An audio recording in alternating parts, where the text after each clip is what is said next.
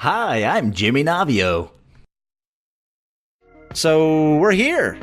I wasn't sure if we were going to do a podcast today. I'm still kind of recovering from this weekend. It was TwitchCon, and we're going to talk all about it. Pretty much this stream is going to be a recap of our experiences at TwitchCon. I have James28, my trusty companion, here with me. We're going to get into it, but first, a couple reminders. This podcast is recorded live on Twitch every Wednesday night at 6 p.m. Pacific. If you want to come participate, you can go to twitch.tv/JimmyNavio.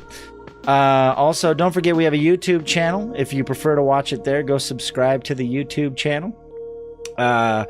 This also goes out on iTunes, Google Play, Spotify, all over the place. We're trying to cover all our bases. If there's something that you would like to consume this podcast on and it's not there, let me know. We can probably make it happen. Also, don't forget we have a new shirt. We have a Hit the Bucket official logo shirt in my merch store. And if you want to reach out to us for any reason, if you want to be a guest, you got a topic, you got a video, you got a... want us to read something on the podcast, whatever it is, reach out to us. We have an email address at hitthebucketpodcast@gmail.com. So without further ado, I'm going to bring on my co-host with the most, my companion at TwitchCon. Pretty much hung out with him and Bollocks almost the entire time. James kept bailing on us. I'm sure he'll tell us why. He was having his own adventures. But I'm going to bring him on now, and we're going to talk all about it. So, hey. Hello there. How's it going? TwitchCon veteran? Oh, I know. It's been what? It's Wednesday. It's been 3 days, and it's like, I already want to go back next year. I know. I was already thinking, like, what I would do different next time. Mm-hmm. For sure. There's so much to do. And there's like stuff that I was like, this time I kind of wanted to just kind of see everything and experience like, oh, okay, this is what this is what that is, and kind of get a little experience with everything. Mm-hmm. Sorry, 1 second. Yeah, like, I feel like I didn't do enough. Like, that's what I'm saying. I felt like it wasn't enough time. Like the con itself, I was like, oh, that was easy. You went around, it took like 2 hours to really experience everything at the con, like the booths and stuff. But it's like, just walking around, I was seeing so many people that it's like, I know you. Hey, let's get a photo. And then it was just the entire experience is so much fun. Yeah, I randomly walked by Pay Money Wubby. You know who that is? I don't. He's a streamer, but he's also a YouTube creator. He made a video that went viral that had to do with like how basically Musical.ly is child porn, and how no one's really like paying attention to the fact that all these kids are doing all this crazy sexual shit on Musical.ly. And he got caught but now it's TikTok. Well, Musical.ly copyright, they gave him a copyright strike, and so he made another video that's like, these cowards don't like. So he fought it, and he got his video back up, and then like his Twitch channel blew up after that because of all the controversy. But his videos are great, so I ran into him, and I was like, dude, I love your shit. Like, I love that you're kind of like saying the things that no one else is willing to say right now. He did another one about kids doing ASMR. It's really, some of that stuff. I know, it's super creepy. It's weird, especially when people are giving them money and they're like, can you say this? It's like, you know what they're doing behind their computer. Oh, yeah. So I was stoked to run into him. I was like, dude, I love the stuff you're doing. Like, someone needs to shine a flashlight on that stuff. But yeah, like you said, you just run into random people. Like the first day when we showed up and we're waiting in line, like Andy Milanakis just walks by, like live streaming, like right out front, and it's just like, oh shit! Like I've watched so many of his like IRL streams, and he's just like right there walking by. Know, it's just so weird to like see him in person. Or like the first night, the Thursday night, we go into that jazz bar, and who do we see? It's Northern Lion just sitting in the front. Yeah, that was phenomenal. So I have a kind of like a timeline, and we can just kind of go through it. And obviously, I wasn't with you the whole time, so you can interject when when I was doing something, you were doing something else. But I kind of just wanted to, Sam, get out of here. I just wanted to break it down and kind of go through the 3-day extravaganza that was TwitchCon. So I showed up. I got there a little bit before you, like an hour before you. So I went over to Bollock's house, kind of dropped my bags off and stuff. And then you hit me up. We went and picked you up at the airport. And pretty much were like, hey, I know you were just on a plane for hours, but we're not going home. And we went straight to Stritch, which is a jazz lounge in San Jose. And the music was pretty cool. I mean, it was good. I enjoy jazz. I'm not a huge like jazz aficionado, but from what I could tell, it was some solid jazz music. I think I made a few people mad though, because I talk loud, and they like every time the jazz music would get soft and you're supposed to talk quiet, like your vocal range is supposed to match like the performance. And like there was a couple times when they got soft and I was like, dude, it's so good to see you. I was like that asshole. Yep. But like you said, it's a pretty packed joint too. So yeah, a lot of people. But like you said, Northern Lion, I didn't recognize him, but you did. You're more familiar with him than I am. Yeah. Northern Lion was sitting right in the front, like right next to the stage. And you're like, dude, did you see that? I was like, no, what? That's Northern Lion right there. Yeah, because I walked in and I was like, what asshole wears a hat indoors? I look over and I'm like, wait a minute. I know that asshole. That's Northern Lion. Yeah, especially a hat with a Canadian leaf on it. A little leaf. I was like, because that's what like ticked me off. I was like, who wears a hat indoors? And then I noticed the leaf, and I was like, wait a minute. And then I look to his left. I see the lady sitting there with the blue hair. I'm like, that's Northern Lion. Yep. And then I kept expected to see him there. I kept telling James to go freaking talk to him. I was like, dude, he's like, no, he doesn't want to be bothered. He's enjoying the jazz. I was like, dude, he's at TwitchCon. I'm sure he's got to expect that people are going to be talking to him. At least like wait till he walks by to go to the bathroom or something and be like, hey man, appreciate your stuff. Nice to meet you. Like, just say something. And he's like, I don't know. I don't want to bug him. And then come to find out, we'll talk about it later. But later on, when you told him that, he was like, you should have said something. So I know he walked, because towards the end of the set they were playing, they left through the back. He walked right by me, and I'm just like eyes wide open, like, holy shit, he's walking right by me. This is my chance to say something. I'm just like glued to my seat, like, oh, I can't do this, fuck. But yeah. It's like, oh, I really wanted to talk to him. But then I saw him at the meet and greet, so that's made true. Up for it. Yeah, you still had your chance. So yeah, the reason we went to Stritch was we went there to meet up with Gator Pete and the Luck Charm, which was awesome. They were, I mean, I've interacted with them so much as members of my stream team, Team DLC. I think I have enough of a feel for them that like it wasn't that different. I think I felt like I know them well enough that it wasn't like some, oh, this is weird. Like, I feel like we all kind of meshed pretty well. Took some pictures, enjoyed the jazz music, got some solid taco truck. Dude, that super burrito was delicious. Oh, it was. We walked to that taco truck. I looked at the menu. I'm like, oh, they got the taquero burrito, but then it's like super burrito, and I was like, what? $1 more for the super version? What is right? Like, I feel like the word super warrants more than $1. But it was super. It was delicious. Oh, it was good. That definitely hit the spot. Especially like it wasn't just like 10 hours on a plane haven't eaten like food. It was like, no, it was divine. Yeah. It was exactly what you need after a long flight. Yeah, did you miss that California Mexican food? Oh, I did. Got your fill? I get some on the first night. Oh, it was great. Awesome. And so yeah, we got some burritos, and then we were gonna head back to Evans, but I wanted to load up on some drinks. So we stopped by I think we went to a 7-Eleven. And yeah, we went to some convenience store. Yeah, and they had the freezers locked. I was like, oh yeah, I forgot we're in San Jose. So we had to like have the guy come in California. We had to have the guy come and unlock the freezers in the fridge so we could grab some beer. And then, so we're loading up, we buy our stuff, and we're heading back to Bollocks's place. And James gets did you get a call or a text? Like, I forget what. Got a call, yeah. Yeah, he got a call from Tropical Moisture. And what did she have to say, James? I was like, oh, hey, what's up? Because I'm like not really expecting to be called. Like I didn't think anyone's gonna call me that time of night. And she was just like, hey, do you know like your room situation? Like if you're gonna have like any extra space? And I'm like, well, I don't know. It is Bollocks's apartment. I'm not sure, but why?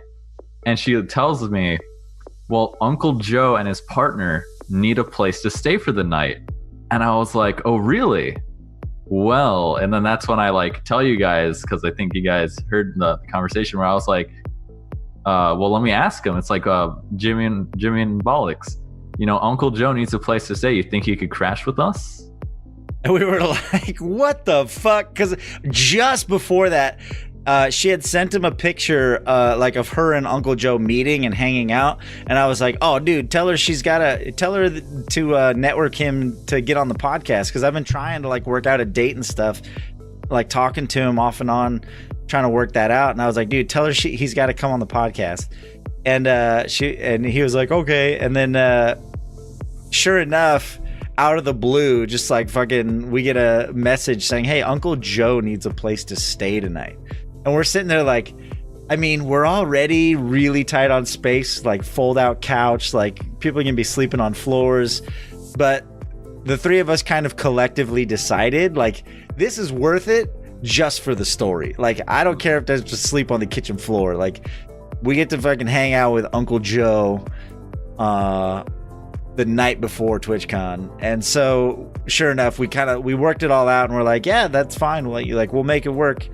And so we just went back to Bollocks's place and we're hanging out, drinking, just chilling, having fun. And eventually we go outside and I don't remember if he messaged us or he drove by or he honked or something. So we went outside. Yeah, you had to move your car. Oh, that's right. Yeah, I had to move my car or something. So we were going outside to check out the sign. That's what it was. We were looking at the sign on the street to see which day it was that we had to have the car moved. And as we were going outside, Uncle Joe and his partner pull up. And they're like, oh my gosh, dude, thank you so much. Dude, like coming through, man, coming through. Like how he repeats like the same phrase multiple times and stuff. He's like, you guys are the best, man. I'm gonna have a place to sleep. You're coming through, man. You guys are brothers coming through. And and then he was like, you want some donut holes? And we're like, what is... And he like reached over to the dashboard and he had a big old plastic bucket full of chocolate donut holes. He's all, smash on these and we're gonna go find a place to park. And I was like, that couldn't have been like the better introduction to Uncle Joe than to like roll up and hand us a plastic bucket full of chocolate donut holes and say, smash on these. And it's funny because from my perspective, you guys have just said, oh, we're gonna go check out the sign to see if we gotta move the car. Yeah. You guys walk in just like, you want some donut holes? Like, what the fuck? Where did you get these? So anyway, we brought the donut holes inside. We were waiting, hanging out inside for a few minutes. Uncle Joe and I keep calling his partner, but I forget his name. Do you remember what his name was? I don't. He told us, was like dead. Yeah, well, basically he came in and passed out almost immediately. Like he was crazy tired. The next morning he was a little more alert. But like as soon as they walked in the door, he was just like zombie mode. He talked to us for a couple minutes and passed out on the couch. And Joe made a joke about it. He was like, just in true fashion, just like on the stream, this fucker falls asleep as soon as he hits the couch. So, but it was cool, man. He told us some stories. We did Uncle Joe things. Let's just leave it at that. Uncle Joe things did occur. They did. He imparted his gifts upon us. So we can say that we participated in Uncle Joe activities with Uncle Joe. So, we were kind of just chilling in the living room talking. I think eventually James went to bed. Were you awake when he told us the dog shitting story?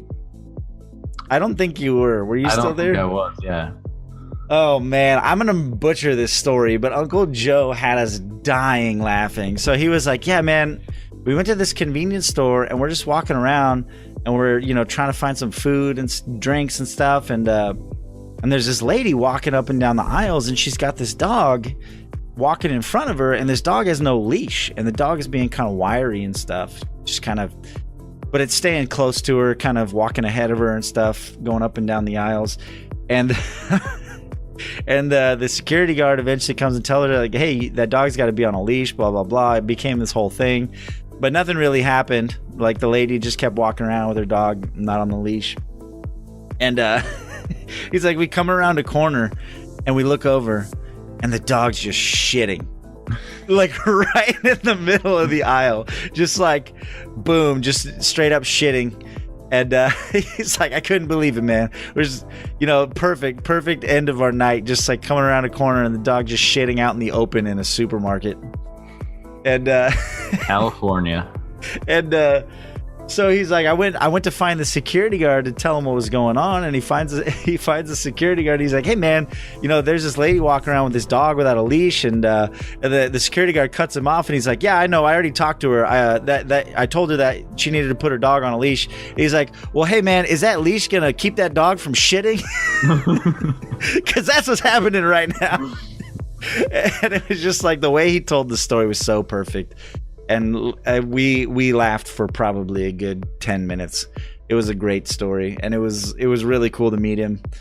And he said when he checked out, he was trying to get a discount on his food because there was open defecation happening inside. He's like, everything in this store is contaminated. You just letting dogs shit in here? I don't know if these chocolate donut holes are fucking... I can't eat this. There's just shit particles floating around inside your supermarket now. So it was pretty funny. He was a really cool dude. Mm-hmm. And then we all just passed out, and that was before TwitchCon even started. Like, we already had stories to tell. Took some pictures with him. It was great. He showed up. He gave us, along with the chocolate donut holes, he also gave us a half-drank bottle of Jameson. So there was that too. It was pretty awesome. Yeah, we crashed, and then we weren't really in a hurry the next morning, to be honest. We're like, there's going to be lines. Let's just like wake up whenever we wake up. We'll get ready. And was that first morning when we went to McDonald's? Oh yeah, because I had to move my car, right? Yeah, so we took, because you had parked like right in front of the apartment. So we just walked to your car, and then we moved it to a McDonald's, and we parked it there. We got in the back corner. Yeah, like the McDonald's was like right next to the street. We went all the way to like the end and hit it there for a bit. Got some McDonald's. And we rode some Limes all the way to the convention. Yeah, that was our first experience with the Lime scooters. Hey, Savior Game, how you doing? So yeah, we already had the app installed. It was really cool. There was a couple Lime scooters just sitting out front. All you do is you walk up, you scan the barcode. There's like a little QR code on top of the scooter, and it unlocks. I think they have like Wi-Fi. I don't think it's Wi-Fi. I think it's like G3 or something. I don't know. But yeah, it's some kind of connection. They have a connection where you just walk up, you scan it, you say unlock, and it just doodle-doop, and it costs $1 to unlock it, and it's 15 cents per minute. Yeah, sounds about right. I think something like that. And they're fast, and those things got to go like 18 miles an hour or something. Oh yeah, they were quick. Yeah. Like if you had a full charged one, you could just gun it down the street at like 20 miles an hour. That was like, honestly, that was one of my favorite parts of the weekend, was just like being able to ride around all over town on those little scooters. I told Bollock, said I'm gonna have to go back up there with Lady Navio sometime and just like explore downtown San Jose on scooters. It was a lot of fun. Yeah, because I was thinking too, I was like, oh, I'm gonna have to probably spend so much money on Ubers going from like places to places. Yeah. But then you jump on a Lime and you're like, I can go anywhere. Yeah, I mean, because if it's only like 2 miles, right? That doesn't take long at all. It's like a $2 or $3 ride as opposed to Uber. We did Uber a few times, and we had when we were going a little further, but for the most part, those scooters came in clutch, man. Those were really fun.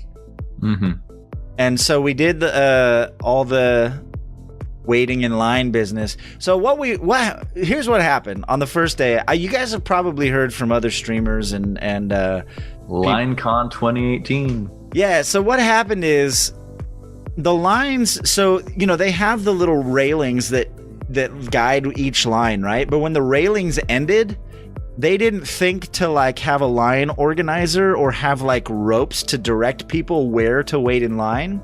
So there was like 3 or 4 lines feeding into each line.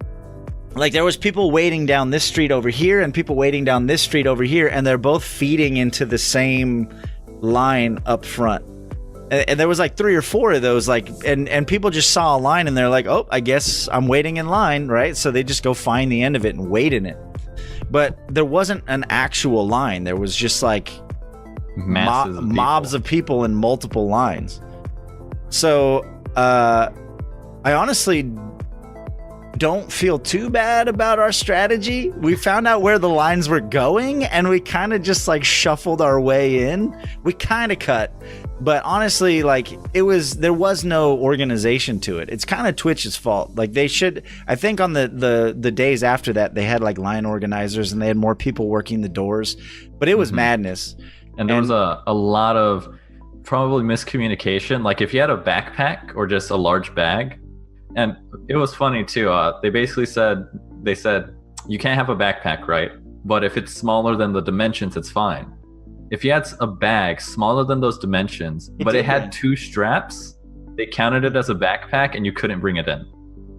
Oh, just by having 2 straps? Yeah, if it had 2 straps, you couldn't bring it in. It's a backpack. So they had a separate line to where you had to go check in. A bag check. Yeah, the bag check. And what they didn't tell you is that you had to wait in that line for the bag check.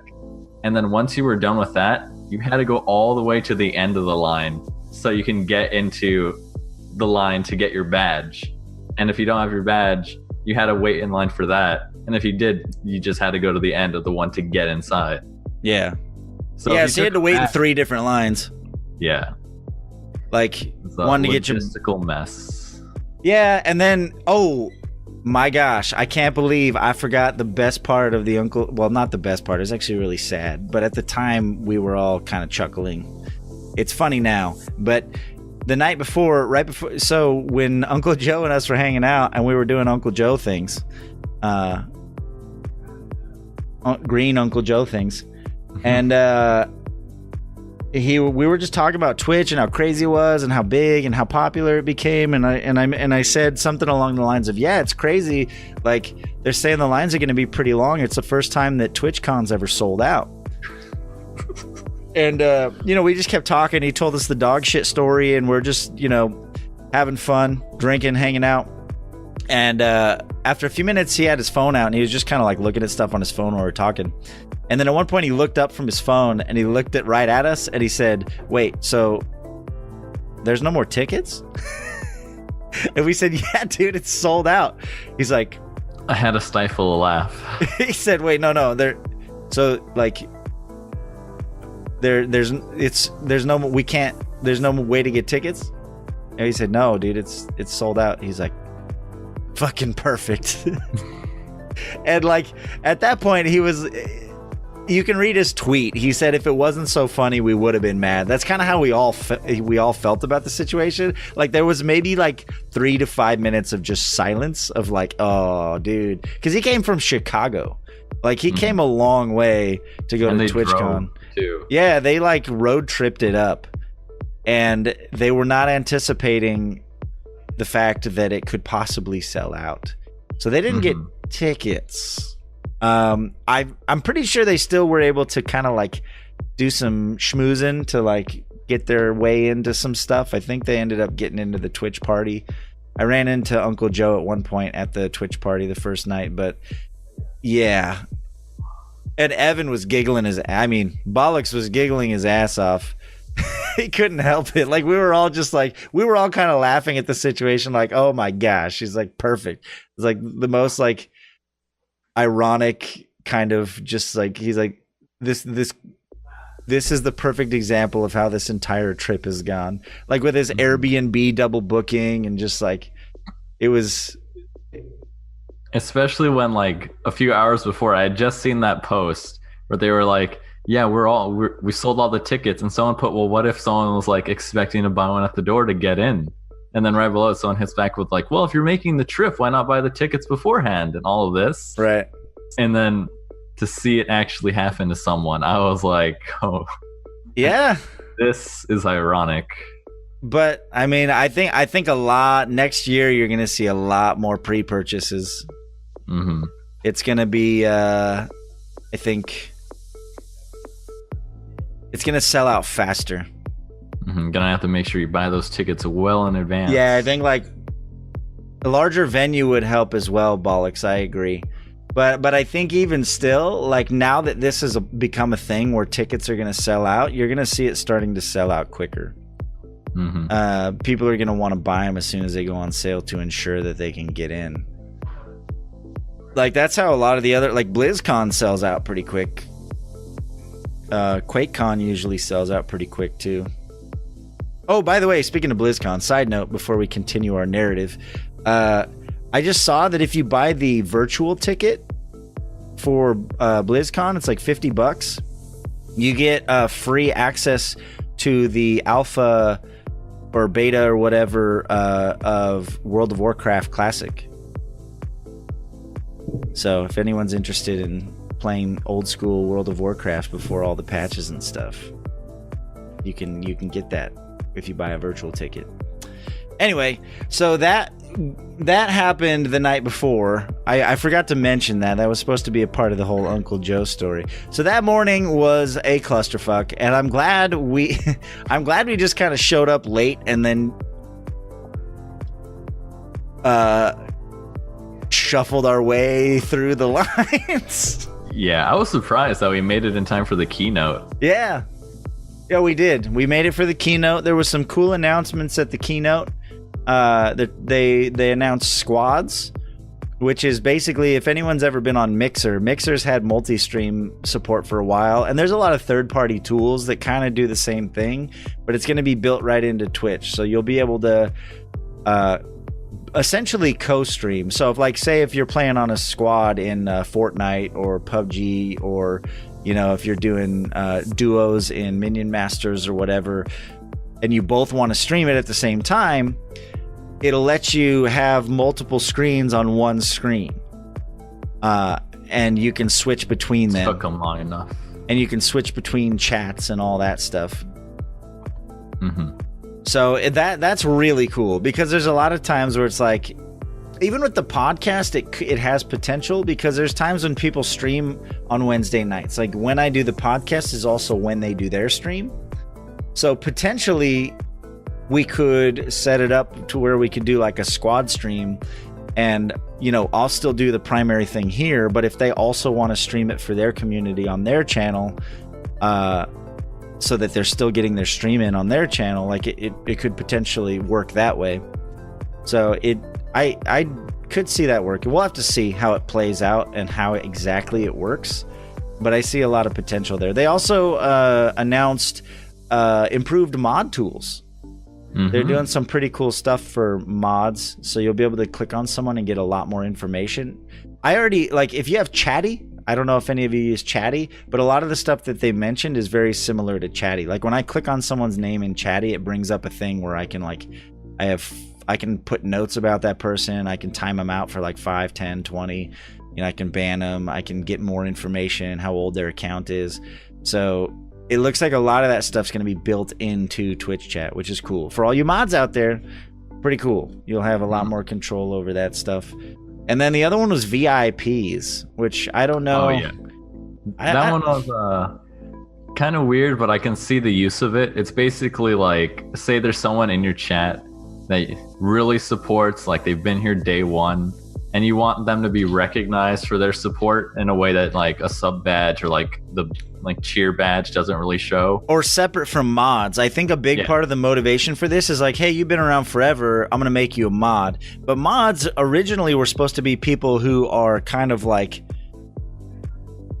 controlling chat and they're moderators, right? But a lot of channels mod people just as kind of recognition of, hey, you've been here for a long time. Yeah. And so VIP is something is a way to do that without giving them mod powers, essentially. Yeah, pretty much. And it's a way so everyone knows oh, that dude, he's a VIP. Because Right. it is, yeah, like when you make people mods, people kind of view them differently. They're like, oh, I gotta be careful around this guy because who knows, like, how Right. he's trying to keep the chat like a certain way. Exactly.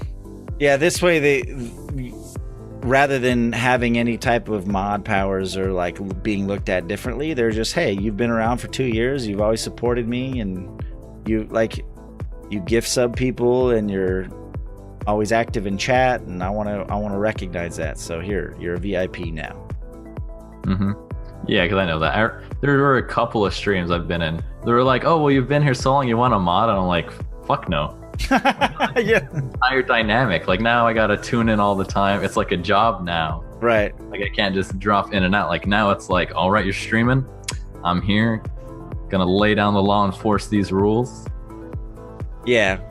And there's been a couple of times where like they modded me and I was like, what the fuck? No, get this off of me. Yeah, I don't want it. Yeah. It comes with certain expectations and responsibility. And it changes the dynamic because Right. you can't really act the same way. Because if you're like a jokester, memer, and people are like, oh, well, the mod's doing this, why can't I? It's like, well, You have to set an example. Yeah. Yeah. So that's cool. I'm glad the VIP thing, and they're adding a whole menu to control all of that. So you'll like have the names of the people, and there's like little bullets you can, or like check boxes you can check, like, oh, this guy's a VIP and a mod, this guy's only a VIP, this guy's only a mod, this guy. So like there's gonna be a nice little menu where you can like assign roles to people in your channel. They're streamlining that whole process, which I think is really cool.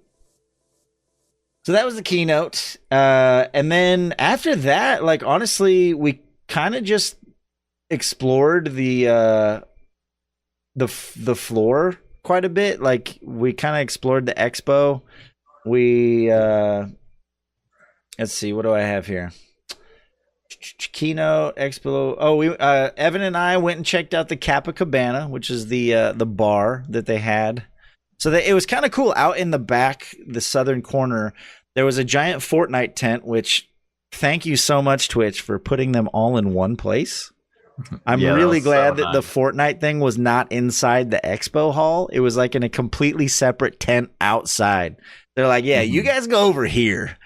So we're gonna separate that crowd from everyone else. It was very nice. Yeah, so it's like, oh, that big blue tent that says Fortnite on it, I am not gonna go in there once. Cool. Now I'm good. Did you ever go in there?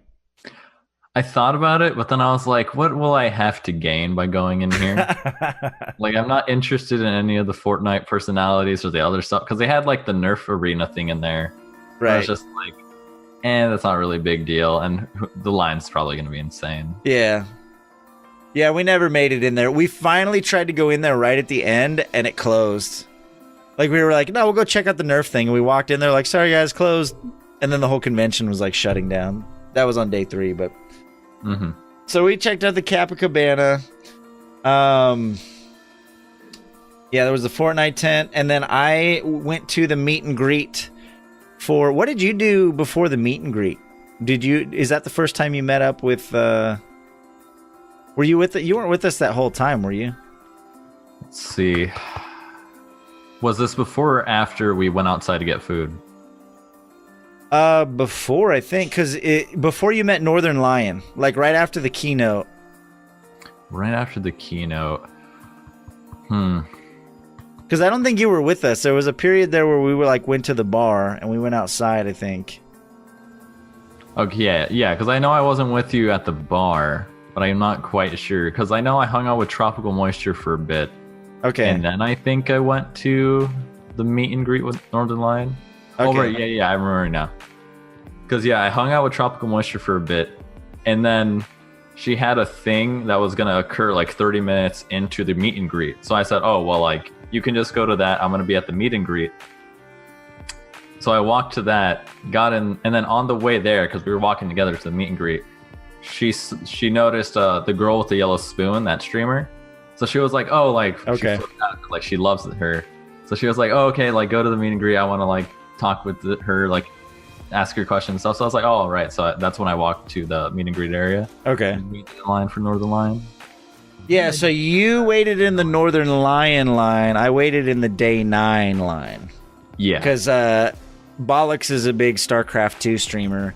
Or not streamer, gamer. He loves StarCraft 2. And I've been a fan of StarCraft like 1 and 2. And like Day 9 also does some Dota content and Magic content. I don't know. I've always been a huge fan of Day 9. He had some old YouTube videos called the Day 9 Daily, and those were like really formative for me when I got back into gaming as an adult. So I really wanted to meet him, and so we met at Day 9, and it was awesome. Took pictures with him. He was super cool. Left a business card in his pocket, from what I was told. I did. I was an asshole. I was like, I might never have the chance again to meet Day 9. We just got done drinking. We just left the Kappa Cabana, so I was a bit of a drunk asshole, and I may have slipped Day 9 a business card. But it was at the very end. After I was like, hey, I love your stuff. Like, always been a huge fan. I appreciate your content. Your branding is amazing. Like, just all compliments. And then as I was leaving, I was like, one of these days when I'm famous, I'll have you on my podcast. And I handed him a business card and walked off. And he was like, ooh, JimmyNavio. And he like played it up. He was like telling me how catchy my name was and stuff. So he was really cool about it. But it was a douchebag move on my part, but I was like, this might never happen again. Yeah, it's like, what do I have to lose? Right. I can only gain from the situation. Might as well go for it. Exactly. So Day 9 has my business card. He probably threw it in the trash, but I made the attempt, and it was cool. He was a super nice dude. Mm-hmm. And yeah, how was your meetup with Northern Lion? Did it? Go ahead. Oh, well. I saw you lean into the mic. I didn't want to cut you I off. was like, oh, I'm ready. This is my time to shine. But no, it's the line was pretty short because, like, I know he's pretty big, like, on Twitch and on YouTube. So I was thinking, like, oh, like, he'd draw like a larger crowd. So I was like, all right, this is good. I got there early because I didn't want to have to wait in line for too long. So it was pretty quick. I walk up and I'm just like super nervous because it's like, holy shit, it's him in the flesh. So it's like, for the longest time, he was like my inspiration. Like, I strive to be like his work ethic, like his ability to just produce content, right, and like always have like interesting things to say. I was like, I want to be like you. So to see him in person, I was like, that's insane. So we chatted for a bit. You know, the line was long, so you can't really like talk their ear off for a long time. So I just told them like, yeah, I saw you at the jazz bar yesterday night, and I was like super nervous, and I thought I was gonna come up to you and say something, but I didn't want to like ruin your night at the jazz bar with your wife. And he told me, he was like, oh, you should have like totally just asked. I would have been cool with it. I was kicking myself for that one. I was like, he would have been fine with it. But yeah, then we just had a short conversation. He was like writing little like pictures of him like on a note card. It's like this, so it's just a little egg. Oh, head. nice. We call him an egg because of his bald head. Yeah. Then I got the photo with him. I cherish that photo now and forever. Yeah, I didn't know you were gonna be showing off cards. I got a cool card from Cobalt Streak too on day 2, but it's upstairs. Yeah, it was just cool because I was just like, shaking his hand. I was like, that was the coolest thing. So to like get something like a memento from it, yeah, pretty nice. Yeah, I noticed a lot of the big streamers had like either cards or like their own little thing that they would sign and hand out, which I thought was cool. Because then you don't have to feel like you have to bring something for them to sign. Like they just had a stack of whatever. Cobalt had two. Like some guy was like, "Oh, can you sign my the badge?" But the badge, like if you put marker on that, it's not gonna last forever. So yeah. So yeah, we did the meet and greets. I think that was the last like big thing, other than walking around the expo floor some more. I think we eventually, Evan and I did some of the scavenger hunt. We kind of, every day we did like a little bit more of the scavenger hunt. I think we finished it like on day 2, but I'm still salty. I never got that Twitch Prime email. Oh, I know, dude. Apparently I wasn't the only one, so it was a problem a lot of people were getting. Oh, really? Yeah, what did that get you? That got you the sticker on your thing, right? Mm-hmm. So you get like the $10 credit and all that stuff once you had the sticker. Credit, the discount, the Twitch Prime Lounge area. I mean, I probably wasn't gonna go in there, but the credit and the discount was probably the biggest thing. Yeah, the lounge thing wasn't really that much. It was like next to the partner area. It was like a little outdoor balcony by the partner area, and there wasn't. It said they were supposed to have food and snacks and shit in there. Like we went in there once or twice, and there was never. We saw other people eating food, and we're like, "Where'd they get that?" And they're like, "There was never." I think as soon as they bring it out, people just like devour it. So there was water. I mean, we got like a free water or juice or something out of it, but other than that, it is what it is. Wasn't too bummed about it. But that night, so I had no idea. Did they announce ahead of time who the musical guest was at the party?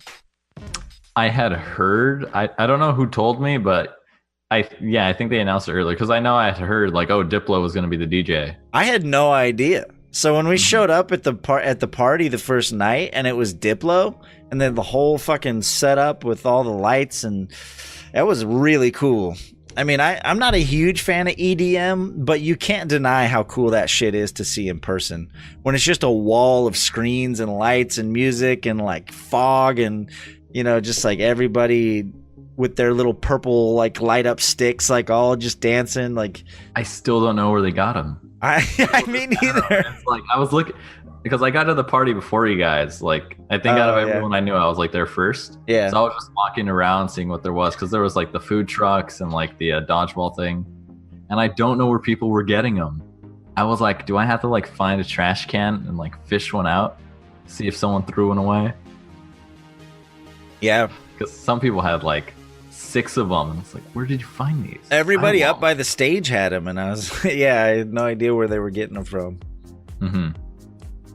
But that was cool. I enjoyed it. I recorded. That was like the only video footage I really took, is I recorded some of the concert, especially the he did a really cool like remix of the Wandering Woods or the Lost Woods Zelda song. He did like a really cool remix of that. So I recorded that. And there was like Evan. Evan was. Bollocks was over. I'm never gonna get used to that. I've known you too long, man. Bollocks was kind of off to the side watching the. There was a big circle where there was like breakdance battles and shit going on. So he was over there watching that for a while. I took some footage of that as well. I found it so funny because didn't Sushi Dragon jumped in there for a minute? Yeah, he did, but what was it? There was if you were deep in the mosh, there were some smaller ones. Like a lot of people were like really crowding around seeing that. As I left the mosh with Tropical and Sushi Dragon and his friends, we saw another like a really big circle. And we're like, oh, what's going on in there? So we like scooch our way up to the front to see what's going on. We look inside, and there's just a 12-year-old kid going hard with Fortnite dances. Of course. And everybody was losing their minds. It was the greatest thing. Of course. By the way, if you guys didn't notice, I'm wearing all my swag. I got my Twitch shirt on. By the way, the quality of this shirt is amazing. It fits perfect, and it's like the nicest cotton. And then I got some buttons and pins. This tag is green, so it's all like chromed out. And here's my badge with the sticker that James didn't get. Ha ha! It's a plain badge. Gonna rub it in a little bit. And that was day one. I think you bounced out. What did you end up doing that night? Because Bollocks and I just Bollocks and I went to a little Irish pub and had a few drinks and just kind of hung out. So my feet were tired. Yeah, my feet were killing me because I don't really like do dances and like mosh pits and stuff. So, and I'm also like really out of shape, so that killed my legs. Yeah. But I hung around there for a long time, and like right towards up until the end of the party, because I was really hanging out with the Sushi Dragon and Tropical. And it's weird because it's like I knew Sushi Dragon when he was a smaller streamer, like 70 views, and interacted with him. Like he recognized me from my Twitch name. So we were all hanging out, and it's like every 5 minutes, someone would be like, "Oh, is that Sushi Dragon? Dude, can I get a photo with you?" Like, "Oh, shake your hand," and all that stuff. So I'm like seeing all this happen, and then I guess being near him, he also attracted some of the larger streamers. Like some of the partners showed up. The biggest one I think I met was Fusely. Yeah, I think her name's Fusely, and Alec Ludford. So that was like really cool just to like see him show up. Or Newt was there too, like that really big buff dude, the bodybuilder. He showed up. And I was like, this is crazy. It's like this is the type of people Sushi Dragon now like brings up, and it's like weird because I could tell he was like really excited to meet everybody, but it just kept happening, and he was getting super drained. Yeah, that could be exhausting. I mean, but he blew up, man. I mean, he's got to expect it a little bit. He's doing something really original. So when he looked up and saw himself on the big screen, it was phenomenal. Yeah, that's crazy. That's cool that he's just been able to like. He blew up like right before TwitchCon too. I think that's a big part of it. Is like, you know, just in the 6 months leading up to TwitchCon, he's just like continued to just skyrocket. So like it was perfect timing leading up to TwitchCon where everyone's like, oh shit, that's that crazy like green screen Sushi Dragon guy. Like, yeah, that's like that's why he was super excited to see Fusely there, because he had brought her on to his podcast type thing where he just like brings on a viewer, starts chatting with them and stuff. Right. And one of the things she asked him was like, oh, like what inspired you to like come and like do stuff on Twitch? And he's just like, well, it was you. Like you're the one that inspired me. So it's like to meet her in person there as like now like an equal, it was like this beautiful moment just to like watch when like they saw each other in person. Right. That's cool, man. So after the party, what did you, because eventually you messaged us and were like, I'm just going to crash over here. But did you go anywhere, do anything else, or did you just head back to their hotel and hang out? Or right after the Twitch party, let's see what happened. We met some people outside. Another dude recognized my Twitch name because I like entered his chat when he had like 10 people in it. Oh, and I dropped, like some gift subs, and he was like, "It's you. You're the guy that just like gave me gift subs that one time." So I saw that guy outside. We went to a In-N-Out Burger. It was like right next to the arena the party was at. Got food there. I had gone, I was like, oh, I'm not that hungry. But then once I was in there, I was like, can I get a 4x4? I devoured it. And the line in there was insane because, you know, it was right next to the venue. So, of course, it was packed. Sure. And me and Tropical, actually, in the line, we met this dude. He seemed like really introverted, like kind of like anxious. Like he wanted to talk to us, but was kind of like scared. So we chatted with him. Like in that night, like we really made him like a lot more welcome and stuff. So he sat with us, we talked to him most of the night, and he was telling us like about how he had come, but like his first day wasn't really like the best. He didn't really meet anybody or talk to anybody. But then he told us the next day, like after the talk we had with him, he like really put himself out there. He contacted some of the people he knew that were going to be here, and that like changed his whole perspective of the party. And he gave us like this perler bead art of the Twitch logo. That's awesome. It was really nice. And it's like that one moment, like just meeting us at the In-N-Out changed his like entire weekend. Yeah, you gave him some good advice. I remember you saying that you were just like, dude, don't worry about it. Just hit him up. Like, just do your thing. Have fun. Yeah, it's like clear, like the hardest step was coming here. You already passed that. Right. Yeah, that's awesome, man. It's good to hear. So, so like Evan and I, I'm just gonna call him Evan. Fuck it. Evan and I ended up at this little Irish pub that he really likes. We just kind of like sat out on the patio. The weather was beautiful, like for most of the weekend. It was great. So we just chilled on the patio at a little Irish pub, had a few drinks, took some pictures. Honestly, a big part of this trip for me. Like, I love TwitchCon and it was great, but I haven't seen him in years. So, like, just to be able to spend time with him and catch up and hang out with an old friend was awesome as well. And I think we stayed there for a while, and then we just went back to the apartment. And He introduced me to the show Letterkenny. I don't know if you've ever seen that show. It's a Canadian show about like kind of like Canadian rednecks, basically. Oh, is that the one that was playing in the morning when I got there? Yeah. All right, because I was like, I don't know what this show is, but this is hilarious. Yeah, I think it started as like an online show. I think it started as like a YouTube channel or something. I don't know. The first place I ever saw it was YouTube, so I don't know if that was restreamed or what, but it's a really funny show, especially when you're like tired and drunk and stuff. So that was fun. We just like hung out, watched shows, and chatted for a few hours and passed out. And then next morning we woke up and waited a million years for James to show up. He was procrastinating as usual.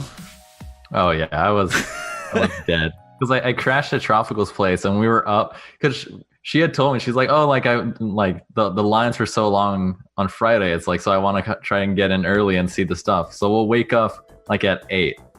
It's that way, like you have time to go back, take a shower, get dressed, and then we can go to the con. We ended up talking until like 3 a.m. and then we passed out. And when I woke up, it was already like 9:30, 10. And I was like, oh, well, that plan went right out the window. Yeah. Well, I mean, it worked out though, because I think the only thing we really wanted to do, what did we do that morning? That was the second morning. Was that? That was Kevin Smith, wasn't it? Was it? Yeah, I think so. Kevin was on the third day, right? Was it? Yeah, because we had looked at the panels for day 2, and we were like, these are all like really not the best. No, I think it was Saturday, because I think so. Wasn't Sunday when we went to brunch? Or did we go to Kevin Smith and then... Yeah, merch was the third day. We did merch and the brunch on Sunday. So Saturday was... Oh, yeah, makes sense. So Saturday, when we woke up, we were like, the only thing we really cared about was getting to the Kevin Smith on time. So it wasn't that big of a deal. Like, we just, we got ready, hung out, and then we mobbed over there again. The Kevin Smith session was awesome. I really enjoyed that a lot. It was kind of cool to get his perspective, because he's just a little bit older than me. And so he was talking about how, like, all this stuff going on in Hollywood, and he was like, no one was telling my story. Like, I wanted to see movies like... That was a good joke that he said. Which one? The one where he's like, look at me, a white guy, asking about representation in media. Oh, yeah. But no, he made a point, though, because he was saying, like, Hollywood was not really telling the story that he wanted to see. He wanted to see the real shit. And he's like, so I just, that's the only reason I became a movie maker, is because I wanted to tell my story of my life and my friends and all the crazy shit that I've seen. And he's like, we made Clerks, and he said he straight up said I probably wouldn't have become a movie maker if like Twitch and YouTube and all this stuff would have existed. When I was, back then, I would have been all over those. Like, it's so much easier now to create content and like tell your story and stuff. Mm-hmm. So that was kind of an interesting perspective. And he talked about how, like, when he made Mallrats, how shitty it did. Like, in the box office, it was just like a total bomb, because he's like, no one knew who Stan Lee was back then. Like, I was a comic book nerd before it was like a thing. So like, half of those jokes went over people's heads, because a lot of that humor was video games and comic books and all that stuff before like nerd culture really took off. And so that's why, like, after the fact, that DVD's become like one of the best selling DVDs, because all of that stuff is relevant now.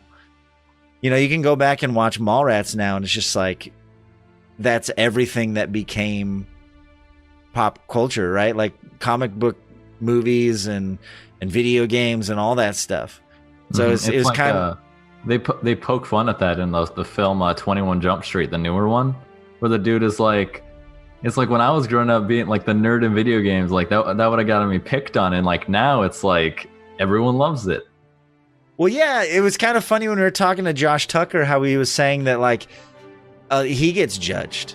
Like, he'll show up to Friday Night Magic or whatever, and he's like this, frat, like he said he gets pigeonholed as like the frat boy douche jock type guy. So he shows up at Magic the Gathering night, and it's the opposite of what it used to be, right? Usually, like, it used to be that like the jocks were the popular ones and the nerds were kind of like the outcasts. And now he's like, I'm trying to go play Magic, and I'm like, they're judging. They're judging me. You know, like. So it's kind of who's this dude invading our space? Yeah, it's like, let's just all have fun and enjoy this stuff. Like, it doesn't have to be that way. But I don't know. It's kind of interesting, the whole Kevin Smith thing. What was really interesting is to see him without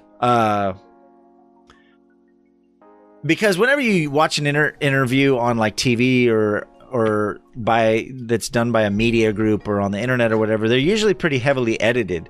So the timing is different, like the camera pans and all that stuff. It was really cool to see him without all of that, because you realize how quick-witted that guy is. Just how like intelligent, and how like every time the host would like fire back at him, he'd have like a joke, or like he was just so on point with all of his responses and his jokes and his quips and stuff. And it was just cool to like experience that in person. I don't know. I really enjoyed that a lot. So that was Saturday morning. And then right at the end, you guys gave me so much shit for this, but like they went over time. So right at the end of the panel, I had to piss so bad, and I ran out of the convention hall before, like 2 minutes before it ended, because I wanted to beat the crowd to the bathroom. And later on, Gator P was like, we thought there was like some crazy emergency. And I was like, yeah, the emergency was my fucking dick was about to explode. Like, we were all so concerned because for everyone listening, so it was me. So it was Gator Pete sitting on like right on the edge of the aisle, then me, then Jimmy and Bollocks. So we're all like having a great time listening to this interview when Jimmy just shoots up, grabs like this chair in front of him, and like scoots his way as fast as possible out of the row, and then it's just gone. And I looked to Pete on my right, and I'm like, "You saw that, right? Like, where did Jimmy go?" Yeah, yeah, we were all like, "Is Jimmy all right? Was there like an emergency that just occurred?" We all didn't know what happened. I really had to pee real bad. My bladder was all over the place that weekend. Yeah, I had told Pete, I was like, well, he did pop a mint earlier, so maybe it was related to that. No, it was just, I think I just drank too much that morning. I think, what did we, Evan made, when we were waiting for you, Evan made like spinach and eggs. And I had like 3 glasses of water just because I was like, recovering from the party the night before or whatever. So I drank a bunch of water that morning right before we went into the keynote. I was trying to stay hydrated. And I paid the price for it. So. And then after that, I kind of lost you guys. I think Evan ended up waiting for me, or Evan found me, but you guys were... You and Gator Pete kind of went off, and what happened? What did you guys end up doing? What did we end up doing? It's like I really wish I remembered most of it, because it's like I had a great time, but what did I do specifically? I have no idea. Yeah, so I had to like write everything down. Yeah, Tropical said like, "Oh, I'm gonna write down like what I did too." It's like I wish I had that idea. Because I know I did things, but I can't like specifically remember what I did after that. Because I think I just walked around the expo hall a bit. Was there a meet and greet that day? There was one for me. Mm-hmm. That was when I met Cobalt Streak. So we walked around for a couple hours, and we found where they were giving out the swag bags, and we found the Twitch Prime area. Oh, and I think that day is when we started farming the achievements for the hunt. Mm-hmm. Which, by the way, you got a T-shirt and a Twitch mouse pad. There wasn't like multiple tiers or anything. It was basically once you get 250 points, you get a T-shirt and a mouse pad, and that was it. So we asked the guy if we should keep doing more stuff, and he's like, no. He's like, you don't have to do anymore. You got the stuff. The leaderboard, that's just for fun. The leaderboard is for bragging rights, I guess. You could say that, you did the thing or whatever.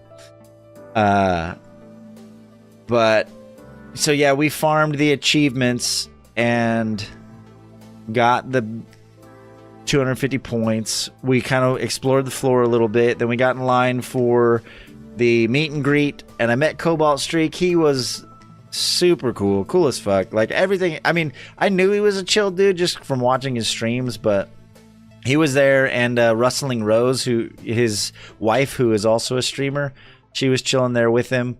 He gave me like this limited edition holographic print thing that he does. I think he only like makes so many of them. And he signed the back of that. He's like, I got a few left, but he recognized me from like the podcast I did with Josh Tucker and just from being a part of his community. He's like, here, I'll give you one of these since I know who you are and stuff. So that was really cool. Took a picture with him. And also in proper drunk douche fashion, handed him a business card. But I was a little more sly about it this time because he asked me to sign something for him. Oh, he had me sign his badge, which I was like, dude, that's fucking cool. So I signed his badge, and he had me sign his badge, and he was having all of his meet and greet fans draw a dick on a card. So like I drew a dick on a card, and I just sat my card on top of it and handed them both at the same time. So it was like, just so he knew whose dick it was. He's like, if you want to write your name on it, instead of writing my name, I just handed him a card with it. This is my dick. Yes. The bucket. So I don't know if he's gonna like make a collage out of those or what. I'll let you know if I get featured on Cobalt's stream with my dick art. It was a nice, had a bend right on the end. I tried to make it unique so I could recognize which one was mine. Let's see, Saturday. I think. Oh, I know what I did. Because I know Tropical had a World of Warships thing, so she had to leave me at some point. But I went to there's a collection of a lot of these girl streamers that knew each other, so they all said like, oh, we'll just have all our meet and greets at the G Fuel booth, because one of them works for DX Racer, and the DX Racer booth was attached to it. So I went over there just to see some people, and that's where I met my friend Tech and Mega Man that I knew from Twitch as well. So that was really cool. And it's weird too, because it's like me seeing people in person. Like when I saw Mega Man, like I looked at him. It's funny because like I looked down at him because he's shorter than I am. And I was like, Mega. And he looks at me like confused, like, who is this guy? And then he looks at my badge and he's like, James? Why the fuck are you so tall? Well, you thought that I was short too. Like when I first told you I was 6'2" before we met, you were like, what? Like I thought you were way shorter than that. But it's mostly because I have a giant head. Same thing happened with Josh Tucker. I think also that day we were trying to coordinate to meet up with Josh Tucker. We finally met him over by the partner area. And I walked up and he's like, dude, you're fucking tall. Like he was like, had no idea I was going to be that tall. So that was kind of funny. I caught him off guard with that. He is short and very muscular. So he snapped a shot of us together and posted it on his Twitter if you want to check it out. I've been meaning to go download that picture because I didn't take one. So yeah, go ahead. Oh, I was just gonna say, and then my friend Tech, it was cool of him. He was putting together a card of all the people from because the way I know Tech and Mega Man, like the first time, was this other girl stream, Jay Chin, and she doesn't stream much anymore. But she still likes to go to convention because it's like a lot of people that she knows in the community. So since she couldn't come, he like put together a card and was like looking for people from her community to come and sign the card and stuff. So that was really nice of them. That's cool, man. Yeah. So day 2 was I met Cobalt. We also let's see. Oh yeah. While we were exploring around, did you see that booth for Babylon? Baby, are you mispronouncing Babylon, or is that like no, it's Bebylon. It's Babylon.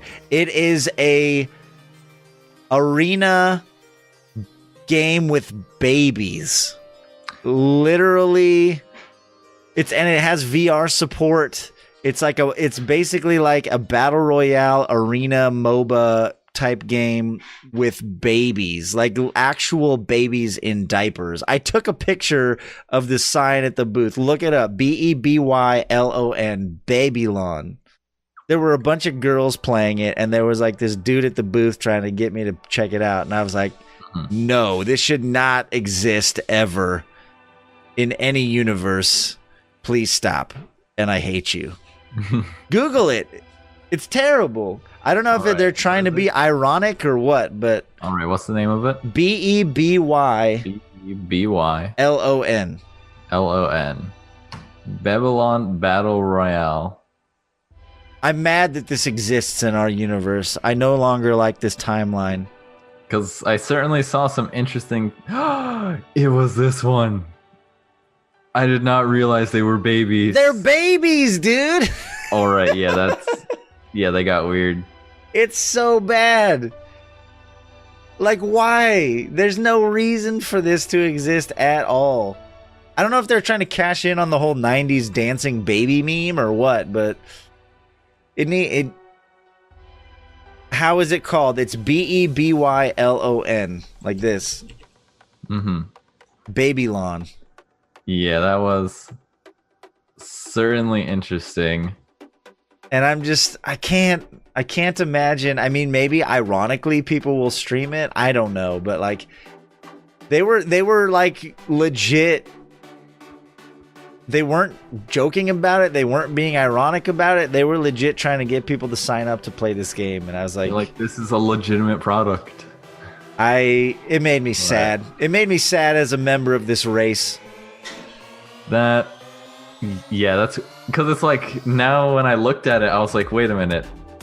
I recognize this now. I saw this. But at the time, I was just like, it just looks like another generic Battle Royale game.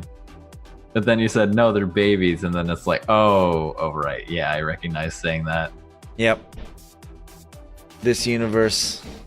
Anyway, other than Babylon, it was a good experience. We also went and checked out the GDQX, the Games Done Quick Express. Mm-hmm. Yeah, that was really cool to see in person. The whole setup. I've always wondered how that whole thing was set up with the couch and the TVs and the big monitors and the audience and everything.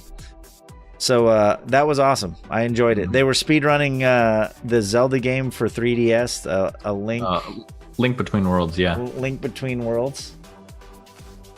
Love you. Thank you. She's refreshing my drink. Mm-hmm.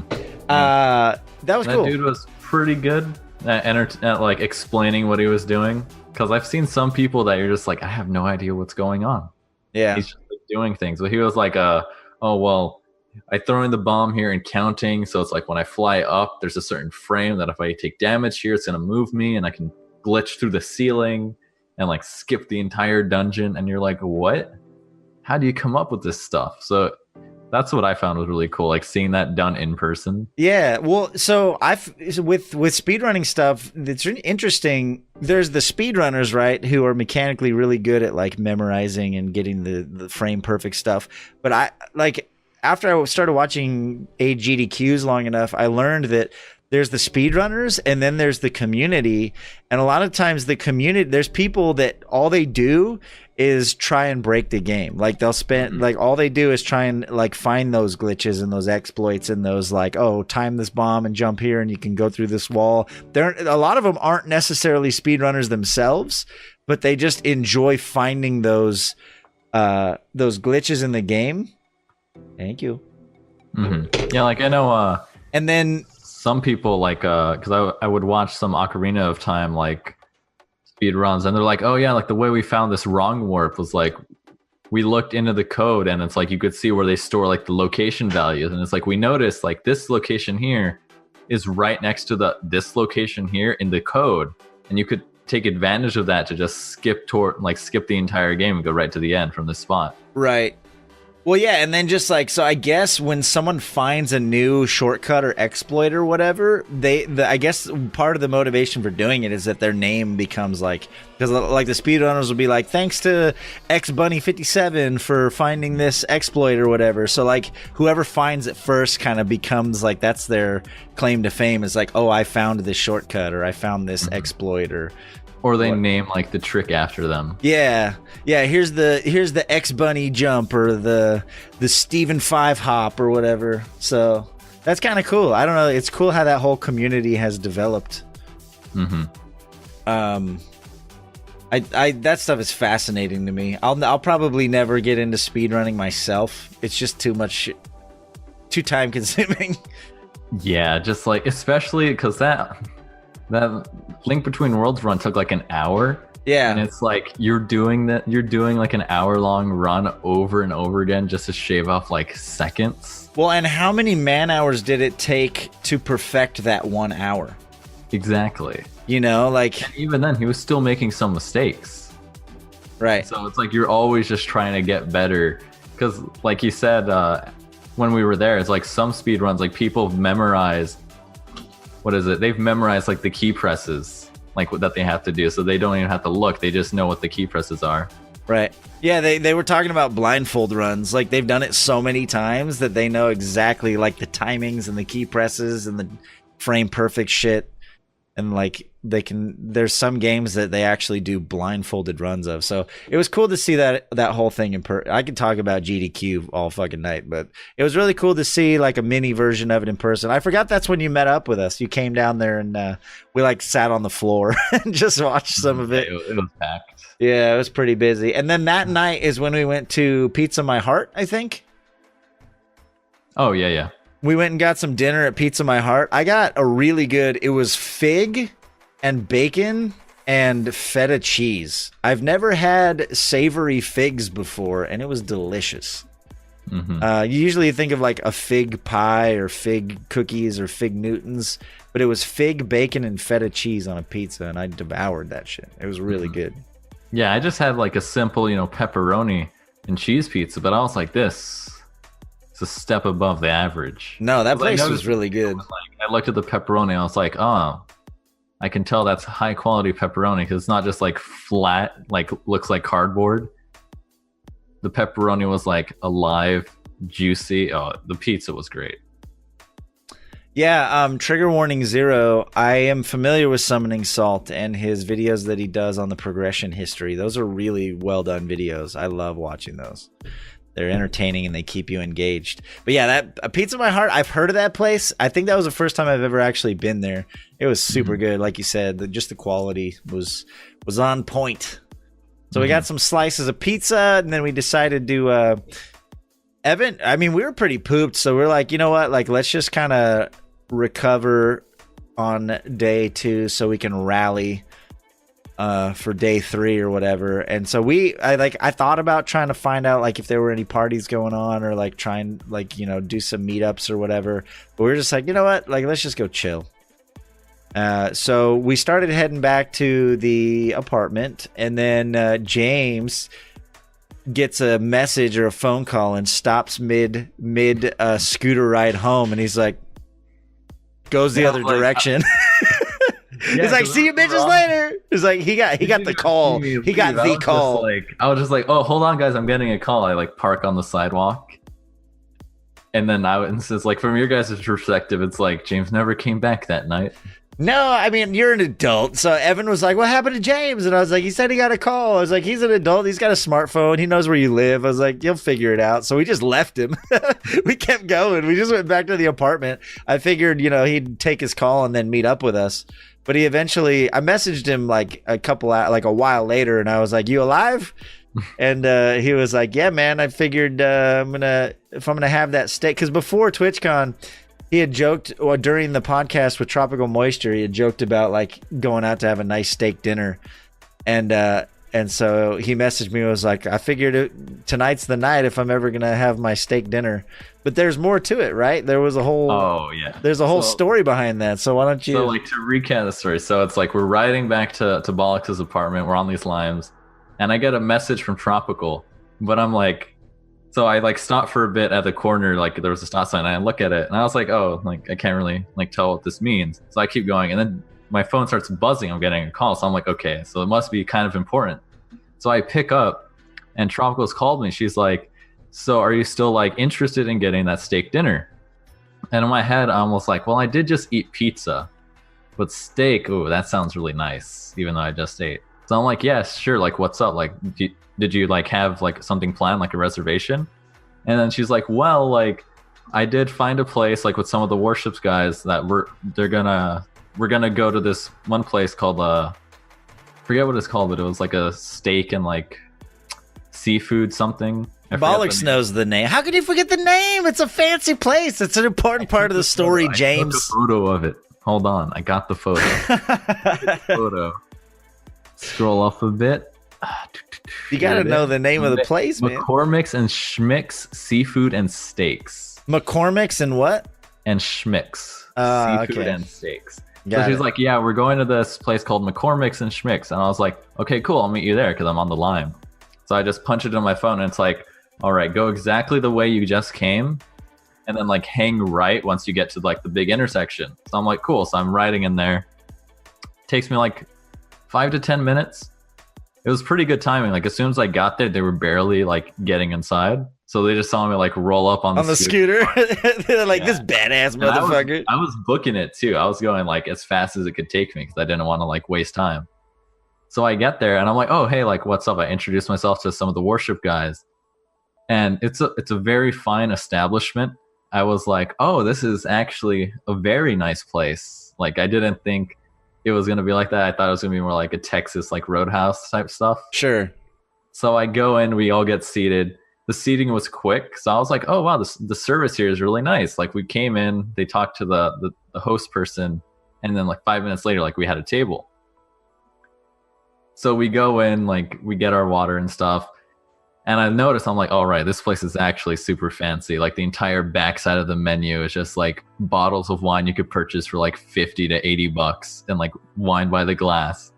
So I'm like, all right, like what are the stakes here? So I look down, I get a $40 8-ounce filet mignon. Because I'm like, this establishment probably has a really good filet mignon here. I'm down for spending $40. That's like my entire food budget. I can only do this type of thing like once anyway. So I get it. We're all waiting for our food. My stuff comes in first because I guess it was like the quickest to make. Sure. And I'm waiting, you know, be courteous. I'm not going to start eating before everyone else gets their food. And our waitress comes back after she served all our food. She's like, oh, the chef like got you guys this appetizer. It's a shrimp and something with a sauce. It's like one of our newer things. Like, try it, see if you like it. Because like we all just ordered like a main food. We didn't really get appetizer or anything. Right. So I'm like, oh wow, the service here is really nice. I enjoyed this place. Like the quality is really like of a high-end restaurant because I've never really been to many of those before. So I'm eating my $40 filet mignon and I'm like, this is divine. This tastes like $40. And then a guy comes up to us. I'm like, this isn't our waiter. And starts talking to us. And he's like, so how are you guys feeling about dessert? And I'm like, oh man, I don't know if I want to pay for dessert. I just spent $40 on the filet mignon. And he's like, any of you guys like with allergies? One guy is like, oh yeah, I'm like allergic to like peanuts and stuff. Like I can't eat seafood. And he's like, okay, like how does like you're good with chocolate? He's like, yeah, I'm good with chocolate. So he's like, all right, I got you guys. He leaves. And I was like, huh. He didn't really like, did we just order dessert? I don't know how this works. Is this just something that happens at these kind of restaurants? He comes back with a creme brulee, Oh, a chocolate cheesecake, and a strawberry cheesecake. And it's like, well, I don't know how this works, but we're all just sharing it. So, I mean, might as well. And he comes back like, oh, so how are you guys liking the desserts? And he looks to a guy at the end of the table, one of the worships guys. And he's like, oh, make sure like you tell your dad like how you like the experience. And I was like, oh, that's a kind of odd question to ask, like about that. But I mean, the service is really nice.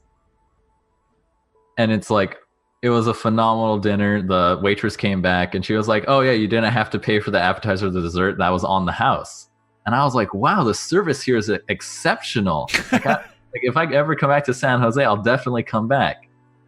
So we finish our meal. We part ways with the worship guys. They wanted to go drink at one of their hotels. And Tropical and I, we were just going to go back to her place and crash for the night. And she tells me, no, she didn't tell me at first. It's because before we got in, she was like, oh, I have something I need to tell you. But then she was like, oh, I'll just tell you later. So I brought it up. I was like, what was that thing you were going to tell me? And she's like, oh, well, this guy, his dad is like a super like famous chef like in the area. So when I asked him, do you know any good steak places? He called up his dad and said, oh, I want to go get some food at this restaurant with my friends. Can you like hook it up? And his dad called the head chef of McCormick and Schmick's and said, can you seat my son and his friends? Because the restaurant was booked out. Like there were no seats. So they gave us a table, like they gave us a table, they gave us like the free food, and I was like, hold on, that's what was happening? You didn't even realize you're like, you just thought it was good service. Yeah, I was like, I just thought the service was phenomenal. I thought this is like what every high class establishment is like. Because he had shown photos of us, like on photos of his dad's like cooking on his phone. He was like, yeah, this is like the type of stuff my dad makes. Like at Do you remember restaurant. his dad's name? I think it was something Alvarez. I can't remember his first name. I'm sure You if I gotta asked know Ralph- the important parts of the story, man. I only learned his name like right at the end. All right. Because he was just like, oh, I'm named after my dad. And I was like, oh, yeah, the same. Like, because we're both Hispanics. Like, yeah, used to that type of thing. But I was just like, wait, so that's what happened? His dad Like, pulled some strings, man. Because it's like that's one of those things you never think about, like knowing a guy that has like that kind of like pull where he can just be like, oh, let me call a guy to like set this up, and I'm sure like we can make something happen. That's awesome. That's really cool that you were able to like just stumble into that whole experience. Yeah, because it's just like I was like, oh, cool, we found a place to get steak. And then it's like this whole other like behind that I didn't even know. You got the 5-star treatment. Mm-hmm. So yeah, then you ended up meeting up with us again in the morning, and we went and had. So we bounced out early to go get in line for merch. Mm-hmm. I think you stayed back at Evan's place to finish like getting ready and stuff. We waited for 45 minutes in line. Finally, I got a shirt and a hat and a couple other things. I guess it was worth it. The quality, honestly, of the merch is really good. So I think it was worth it. But we wanted to get through the merch line before brunch. And then so we ended up, all of us met up and we went to brunch over at the San Pedro Market, which is like a big market with a bunch of restaurants inside of it. Mm-hmm. I got a burrito. I got a California burrito, which for those who don't know, a California style burrito has French fries and avocado in it. It's classic. It's good stuff. And I got a couple Bloody Marys. James got a crepe. I did. That crepe looked really good. Was it worth the wait? It was. I kind of felt bad for the workers though, because when they were like, "Oh, it's gonna be a long wait," and I'm just like, "Oh, I'm cool with that." So I'm just on my arms, like, no, I was leaning forward on a thing, just like waiting, and I'm watching the them wood make table. Yeah, so I'm like watching them make these crepes, and I was like, "Wow, I'm pretty sure these guys are like super understaffed." Yeah, because they have like 2 things to make crepes, so they can really only make like 1 crepe at a time because they have to. Like the savory crepes, they were cooking all the food stuff, like the filling on one of them, and then making the actual crepe on the other one. So I was like, your capacity here really sucks. Like you should probably look into that. I'm waiting for my crepe because I was like, this is the only sweet thing I've had so far. So I'm just waiting. And they were really nice about it. They're like, oh, do you want like a bottle of water like for free because you were waiting so long? And I was like, look, I can already tell you guys are very like rushed and understaffed right now. I'm not trying to ruin your profit margin. sure. So just give me the crepe and I'll be on my way. Yeah, but that was pretty cool. So we hung out on the patio out there with it was the Luck Charm, Gator Pete, Nerdy Netty, and then just like a bunch of people from all of their different communities. Nerdy Netty's a friend of the Luck Charm. I think she's partnered. I'm not. Yeah, I think so. Yeah. Check her out. She's super cool. We just hung out, took some pictures, had some food, and then we grabbed some scooters, I think, right? We rode some scooters back to the con at that point, I think. All right. Right after the brunch, me and Pete rode some scooters. Oh, together. yeah. You and Bollocks, I think you guys want to get more drinks. Or something, because you hung out like a few minutes after. Oh, that's right. I think we did. Yeah, we might have. We might have gone back to the apartment or something. I don't remember. Mm-hmm. Maybe we had a good time. If I don't remember it, it was probably good. Mm-hmm. Yeah, because me and Pete. Oh, I think we got another round of Bloody Marys. I know that. I think we got another round of drinks or something. Mm-hmm. Yeah, because me and Pete, we rode back to the con. because Nettie was actually doing a panel about having a full-time job and being a full-time streamer. So I was like, oh, that sounds interesting. Yeah, I'll join you guys there. So me and Pete ride there. We get there in line, like just in time when the line was starting to form up. And he's like, oh, is there a bathroom around here? I'm like, oh, there's actually one like right next to the panel room. It's right over there. So I go to wait in line, and it was confusing as fuck.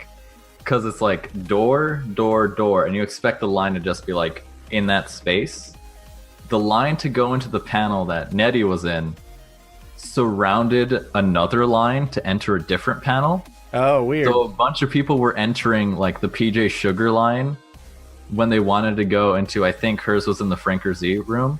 So the lines were like super weird. Okay. I was waiting, and then I see Pete in the other line. I'm just like, Pete, and he looks at me, and I'm like, you're in the wrong line. And he's like, huh? And I was like, it wraps around that one. And he's just like so done with that.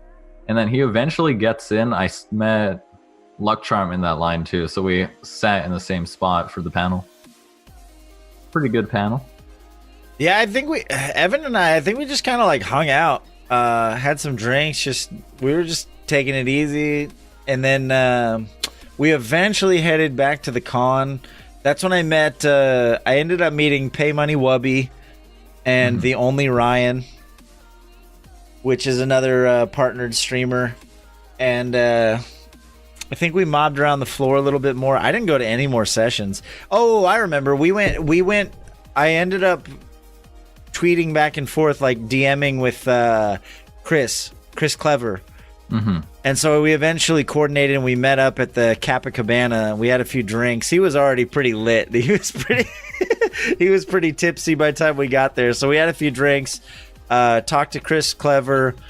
He introduced us to a few other members of Clever Nation, traded cards. I met this girl who's really cool. She's a database administrator, a DBA, which is like something like that's something I'm aspiring to. DBAs are not a glamorous job, but they make shit tons of money, dude. Like back end, like DBA.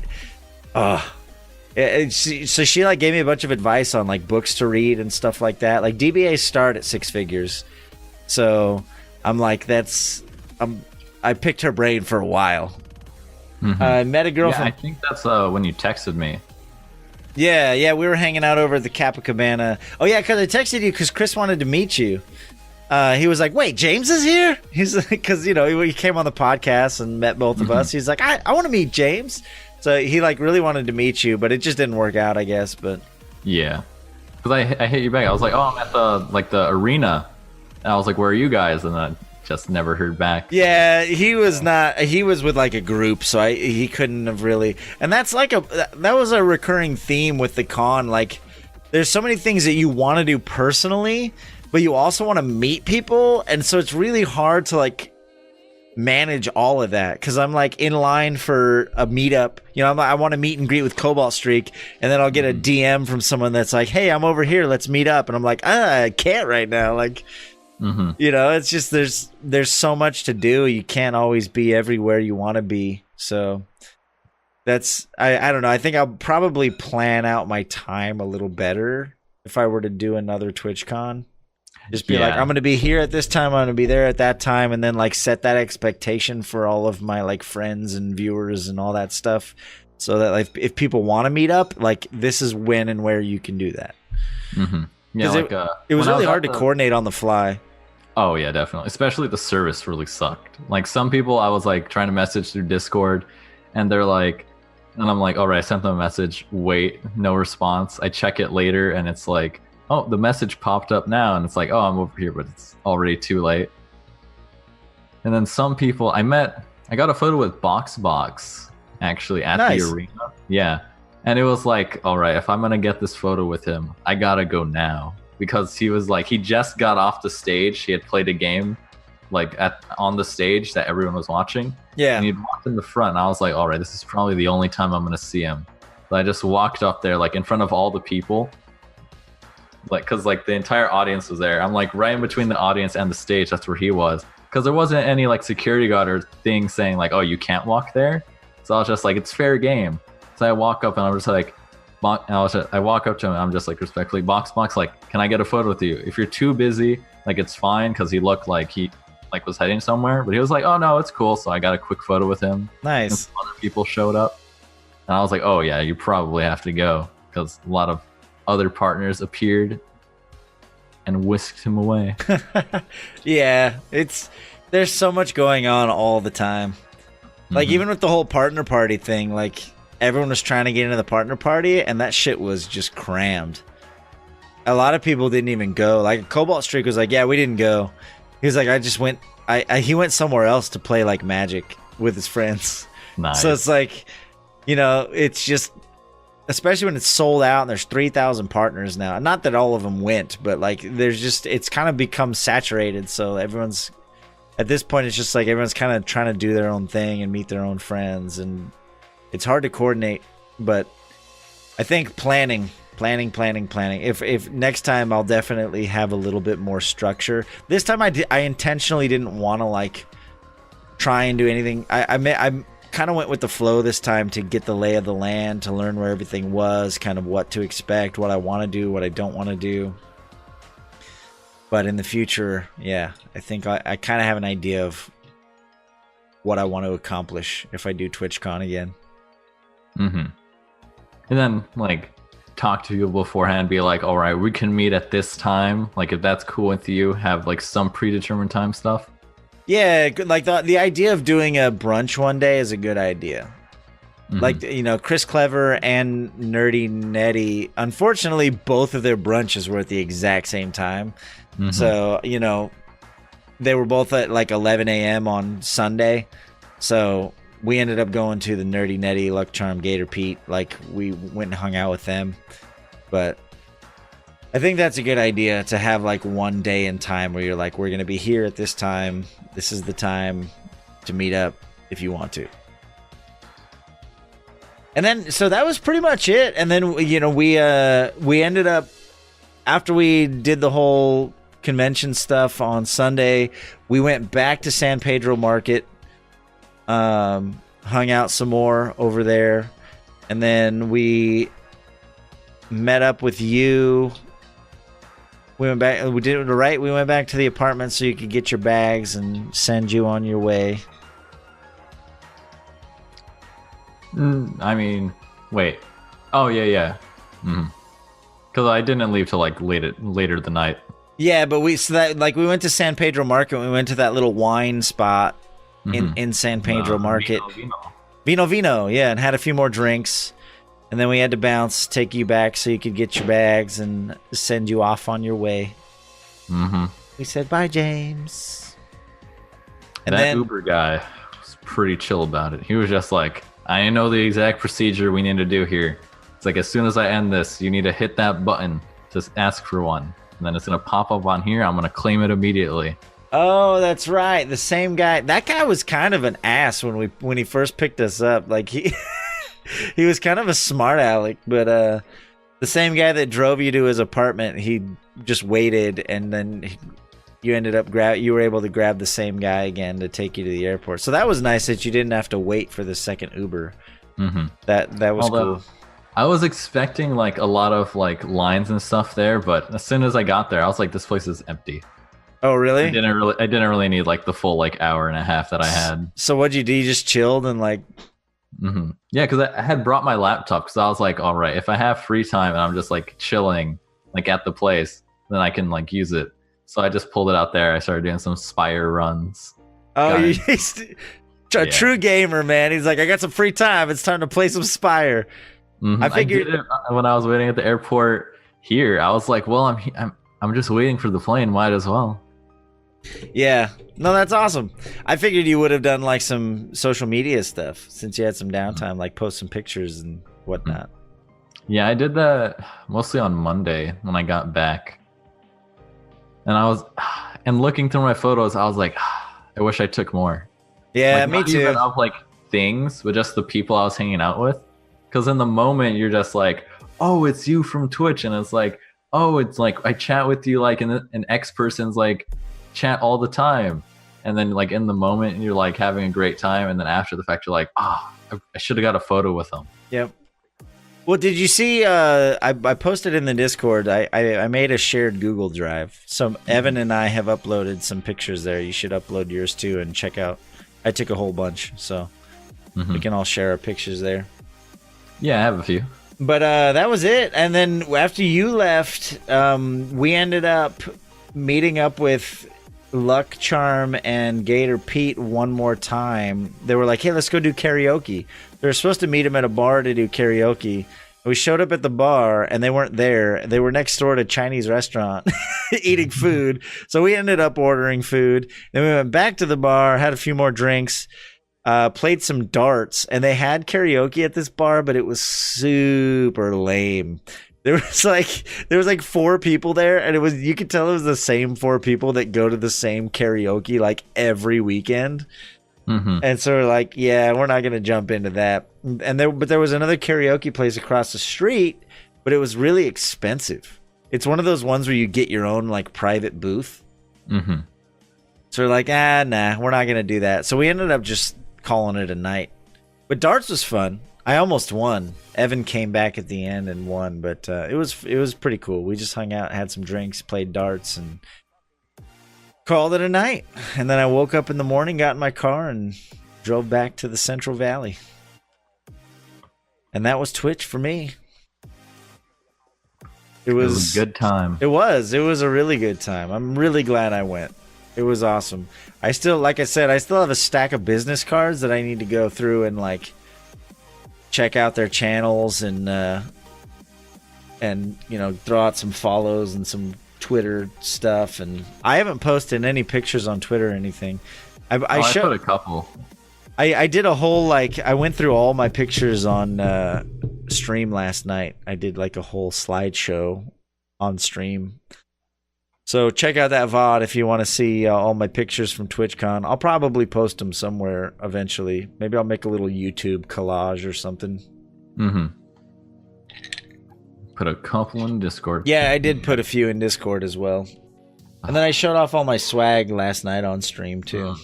Yeah, because I was looking through Twitter and it's like they've like laid out all the business cards they had. And I was like, that's a lot of people you met. Like I have a few, like at least 10. So I'm going to check them out. But it's like I wish I met more people, but not enough time. Well, that's the thing. I met a lot of people, but I was really trying to I was really trying to be in the moment. I didn't want to make it too much about like content and networking and all that stuff. I really just wanted to enjoy the company and enjoy being there and stuff. Like I said, I did the douchey, like throw out business cards to certain people and stuff. But for the most part, I really just wanted to experience the con. In future years, I can be a little more strategic, but this is the first time I've ever gone to a convention. I've been to business conventions, but I've never been to like a PAX or TwitchCon or BlizzCon. I've never done any entertainment-centric convention before, so I really just wanted to have the convention experience without having to worry about all of the like. You could tell some people were there to do nothing but network. Like they're literally walking around just like when I was in the merch line, there was someone standing at the front of the merch line just handing out business cards to everyone in line. I'm like, that's work. That's not fun to me. Like I'm here to have fun and experience the whole thing. And I don't know. So, you know, maybe I'll be a little more business centric or aggressive in the future, but I really just wanted to enjoy myself. And I think I accomplished that. That was my main goal. Yeah, because I met a few people that they like asked me like, "Oh, do you have a business card?" And I was like, I feel like I should have had some made, but it's like, I mean, I'll take yours, I'll check you out, but don't feel like you have to come and like see me now. Right. Yeah. No, it was Just good. Making those connections was enough for me. Yeah, I agree. And I don't know. Hopefully, I hope they keep it in California. Personally, I mean, if they add another one, maybe on the East Coast, but like, I liked how close it was for me. I know that's super selfish, but it was cool that I could just drive a few hours and crash with a buddy and be able to go. So, anything else? Did we? I feel like we covered it. I feel like we did a pretty good job. We covered all of the. Yeah, that was the entire 3.5 days. Yeah. So thank you guys for sharing this experience with us out there. This podcast will go up on Friday everywhere else. And we will get back on track. I know the last couple podcasts has just been me and James. We'll be reaching out to some people, getting some more guests on the show. With this whole Twitch thing, it's just been crazy, like trying to stay on top of everything. That's when you pull out those business cards. It's like, hey, I touched base with you at TwitchCon. We exchanged business cards. And, I do a podcast. I was like, since we met that one time, I was like, hey, would you want to come on? Yeah. Hey, Day 9, we're friends now, right? I met you and I gave you a business card. You going to be on my podcast next week? Well, what's the worst you can do? Say no? Yeah. Someday I'm going to get those big daddies on here. But yeah, no, we'll get it. We'll get it. We're going to get things going. We're going to get some guests lined up again. TwitchCon is always a bump in the road for a lot of streamers. I know Cobalt Streak was saying that I finally had a pork bun. That's true. I can't believe I forgot. We went to the food court and we bought some pork buns, and Bollocks took pictures. I'll make sure I post those pictures. So I can honestly say that I look like I need a pork bun. You look like you could use a pork bun. So it happened, and Bollocks documented it. Thankfully, I didn't even think about it. I was eating the pork bun, and Bollocks was like secretly like ninja taking pictures of me. And he's like, "How could you not think to take pictures of you eating a pork bun?" And I was like, "Okay, cool. Yeah, I guess that makes sense." But yeah, I'm excited to get things back on track. And what I was saying is, Cobalt was like, he came back from TwitchCon and he's like, okay, cool, we're down 400 subs. It's like a lot of, it's true of a lot of streamers. They're always worried about like taking time off to do this type of stuff because, every day you're not streaming, that's someone not renewing their sub. Right, it's a full-time job for them. That's what they do for a living, so. That's one of the things people always forget to leave out when they talk about how glamorous the streamer life is. It's like you take a day off for yourself. Yep. And suddenly you're down like that entire month. So we'll get it back. We'll get things going again. Thank you guys for being here. It's been a really fun weekend, and I'm glad that I was able to share some of it with you guys. Hopefully next year we'll see a lot of you guys there. We'll have a mini JimmyCon, a mini Hit the Bucket Con. We'll have our own meetup. If you guys all show up, we'll all go have dinner or something. Yeah, like Beta Dwarf said, they're gonna be at the next TwitchCon. So I was like, you can touch base with all the Minion Master community people there. Ooh, Bucket Con. Yeah, Bucket Con is a thing. We're gonna start our. I'm gonna see if I can twist that to my advantage. I'll be like, so Beta Dwarf, you're going to TwitchCon, right? Well, how would you want a Twitch ambassador to represent you? All you have to do is pay for my hotel. And then you got whatever you want for 3 days. Yep. Let's do it. Yeah, let's leverage Beta Dwarf. Let's leverage Hit the Bucket. We'll just start our own thing, man. We'll start our empire. You bring a bucket at the door, you get in for free. Nice. Especially if it has something fluffy in it. All right, guys. Have a good night.